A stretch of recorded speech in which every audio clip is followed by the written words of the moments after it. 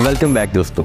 जैसा कि हमने पिछली वीडियो में देखा कि इतने सारे ममालिक आपस में जंग पर उतर आए, तो आज हम जानने की कोशिश करते हैं कि ऐसी क्या वजह रही कि आपस में जंग पर उतर आए। अब उसकी 4 वजूहात बताई जाती है। एक है नेशनलिज्म, दूसरा है इंपीरियलिज्म और तीसरा बताया जाता है कि मिलिट्रिज्म। और ये सारी चीजें अलायंसेस के बगैर मुकम्मल नहीं थी, यानी कि बिना लिबरेशन के नेशनलिज्म। आप इसको ये भी कह सकते हैं कि बिना किसी इंडिपेंडेंस के नेशनलिज्म, यानी कि नेशनलिज्म बेस्ड ऑन रेसिज्म। जब बिस्मार्क ने जर्मनी को 1871 में यूनिफाई किया था तो वो नेशनलिज्म की बेस पे किया था, लेकिन फिर भी जर्मनी क्योंकि कॉन्स्टिट्यूशनल मोनार्की थी रशियन मोनार्की के अंडर, अब वहाँ के जो राजा महाराजा थे उन्होंने लोगों की फीलिंग्स का फायदा उठाया कि वो अपने मुल्क के लिए जंग के लिए चले जाए। और यहाँ पर उन्होंने जंग डिक्लेयर की अपने मुल्क के लिए, इंपीरियलिज्म के लिए और दूसरी कंट्रीज को ऑक्युपाई करने के लिए, कब्जा करने के लिए। अब आप सोच रहे होंगे कि अपने मुल्क को संभालना इतना मुश्किल होता है तो ये लोग क्यों अपने बॉर्डर्स को एक्सपैंड कर रहे थे। तो इसका बड़ा सिंपल सा आंसर है लूट मार करने के लिए। लेकिन इसके अलावा भी 2 वजूहात बताई जाती है कि वहाँ के राजा महाराजा अपने प्राइड के लिए सारा काम करते थे कि देखिए हमारे नीचे इतना इलाका आता है, हम इतने बड़े खित्ते के मालिक हैं। और दूसरा ये कि अपने सोर्सेज को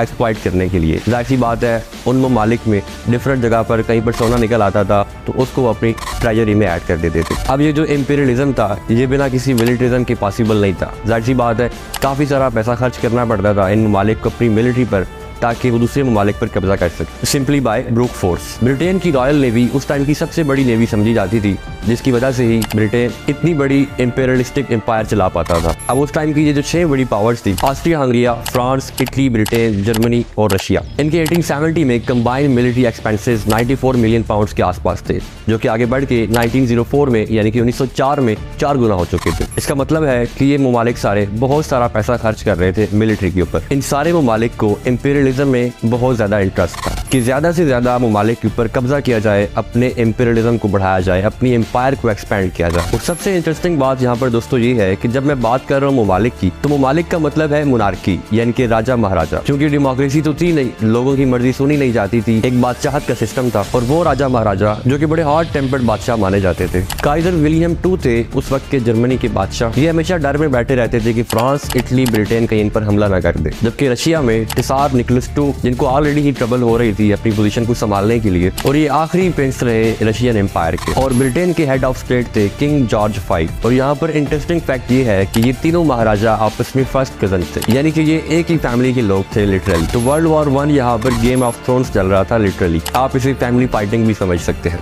कहा यह जाता है कि क्वीन विक्टोरिया ने कोशिश की थी इन तीनों की लड़ाई रुकवाने में, लेकिन उनकी डेथ के बाद ये सब पॉसिबल हो नहीं पाया। चौथा रीजन यहाँ पर ये बताया जाता है अलायंसेस का। इन सारे ममालिक की यहाँ पर इतनी अलायंसेस देखने को मिलती है। 1882 में ट्रिपल अलायंस बनी थी जर्मनी, ऑस्ट्रिया हंगरियन एम्पायर और इटली के दरमियान। इन तीनों कंट्री ने म्यूचुअल प्रॉमिस किया था एक दूसरे की हेल्प के लिए कि इन केस अगर किसी भी ग्रेट पावर के ऊपर हमला किया जाता है तो। जबकि दूसरी मेजर अलायंस बनी थी 1907 में ट्रिपल एंटेटे करके ग्रेट ब्रिटेन, फ्रांस और रशिया के दरमियान। ये अलायंसेस बनाने के पीछे ओरिजिनल रीजन ही था इंपीरियलिज्म। अब यहाँ पर देखने वाली बात यह है कि क्या आम आवाम चाहती थी कि हम आपस में जंग पर उतर आए, तो इसका मोस्टली आंसर यही है कि नहीं। लेकिन इसके बावजूद भी आम आवाम इस जंग में धकेली गई। उसका पहला रीजन है जो उस टाइम पर एक सोल्जर की नौकरी होती थी वो गरीब लोगों के लिए होती थी, यानी कि एक आम इंसान सोल्जर बने और अपनी जान गंवा दे एक महाराजा के लिए। कोई ये क्यों करना चाहेगा? पैसे के लिए। अब ज्यादातर लोग जो वहाँ पर अनएम्प्लॉयमेंट के शिकार थे वो सारे के सारे सोल्जर्स ही पाए जाते थे उन ममालिक में। अब चलो अगर अपने मुल्क के लिए जंग लड़नी है तो वो एक और बात है, लेकिन दूसरे मुल्क पर कब्जा जमाने के लिए कोई क्यों जंग लड़ेगा? इसकी मोटिवेशन कहाँ से आती थी? इसका जवाब है प्रोपेगेंडा जो उस टाइम पर फैलाया जाता था, यानी कि नेशनलिज्म। अब उस टाइम के अखबार में, मीडिया में ऐसी तस्वीर को पेश किया गया कि अपने आप को आर्मी में इनलिस्ट करवाना एक बड़ा ही नोबल प्रोफेशन है, एक सेल्फलेस सर्विस है मुल्क के लिए। सोल्जर्स को बड़ा ही डिसिप्लिन्ड, जेंटलमैन और हीरोज की तरह दिखाया गया। वॉर को ग्लोरीफाई किया जाने लगा मीडिया के अंदर। फॉर एग्जांपल ब्रिटेन एक टाइम पे रशिया के साथ क्रिमियन वॉर पे गया था और एक फेल्ड मिलिट्री एक्शन की वजह से 200 फौजी मारे गए ब्रिटेन के अंदर। लेकिन न्यूज़पेपर्स ने इस चीज को इतना बढ़ा चढ़ाकर पेश किया। जो आर्टिकल प्रिंट किया गया द टाइम्स लंदन में, उसमें कहा गया British soldier will do his duty even to certain death and is not paralyzed by the feeling that he is the victim of some hideous blunder। मतलब top leadership ने वहाँ पर कुछ गलत फैसले लिए जिसकी वजह से सोल्जर्स की जानें गई, लेकिन उसके बावजूद भी इस सब को एक हीरोइक एक्ट की तरह दिखाया गया। ब्रिटेन के जो मोनार्क थे उन्होंने ऑफिशियल पोएट को हायर किया था, एल्फ्रेड टेनिसन। उन्होंने एक पोएम लिखी जिसका नाम था the charge of light bridge. ये दुनिया की पहली पोएम थी जिसके अंदर सोल्जर्स को हीरोइक करके दिखाया गया, हीरोज की तरह दिखाया गया। तो इस तरह की चीज़ों से दिखाया जाता था कि जंग पर जाना अपने मुल्क के लिए एक बड़ी ही अच्छी चीज़ है।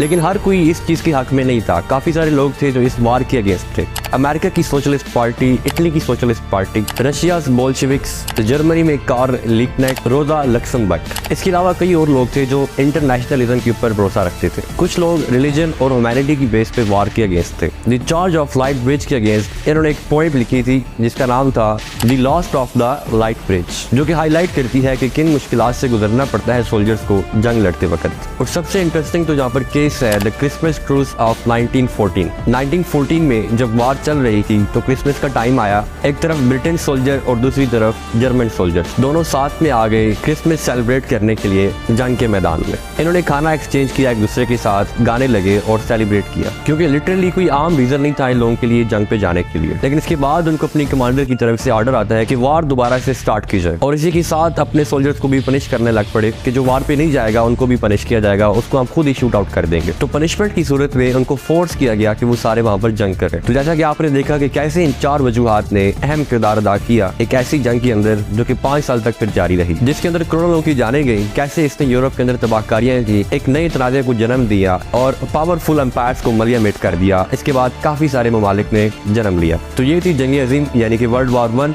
उम्मीद करते हैं आपको ये वीडियो पसंद आई होगी। आने वाली नेक्स्ट वीडियो तक हमें इजाजत, मिलते हैं नेक्स्ट वीडियो में।